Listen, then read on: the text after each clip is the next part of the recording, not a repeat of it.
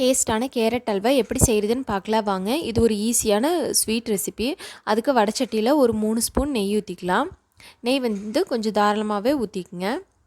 இதில் முந்திரியும் திராட்சையும் கொஞ்சமாக சேர்த்து நல்லா செவக்க வறுத்து எடுத்துக்கலாம்.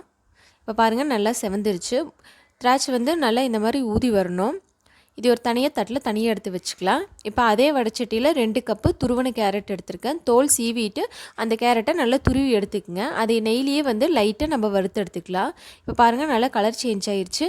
2 கப்பு கேரட்டுக்கு 2 கப்பு பால் சேர்த்திருக்கேன். பால் வந்து காய்ச்சின பால் தான்.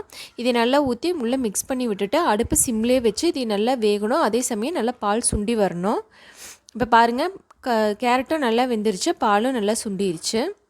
இந்த அளவுக்கு நல்லா கெட்டியானதுக்கப்புறம் நம்ம எந்த கப்பில் கேரட் எடுத்தோமோ அதே கப்பில் 1/2 கப்பு ஒயிட் சுகர் சேர்த்திக்கலாம். சுகர் சேர்த்துனோடனே கொஞ்சம் தளர்வாக வரும். பட் நம்ம கைவிடாமல் மிக்ஸ் பண்ணிகிட்டே இருங்க. அடுப்பை வந்து சிம்லேயே வச்சுக்கோங்க. இந்த ஓரத்தெல்லாம் எடுத்து விட்டு நல்லா மிக்ஸ் பண்ணுங்கள்.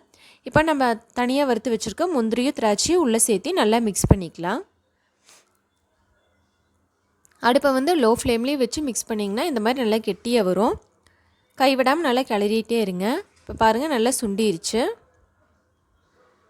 நம்ம மிக்ஸ் பண்ணும்போது வடச்சட்டியில் இந்த மாதிரி ஒட்டாமல் தனியாக வரணும். இப்போ சூப்பரான கேரட் அல்வா ரெடி ஆயிடுச்சு. இதே பக்கத்தில் நீங்களும் செஞ்சு பாருங்கள். என்னோடய சேனல் பிடிச்சிருந்தா மறக்காமல் சப்ஸ்கிரைப் பண்ணிக்கோங்க. உங்கள் ஃப்ரெண்ட்ஸ்க்கும் ஷேர் பண்ணுங்கள். தேங்க்யூ.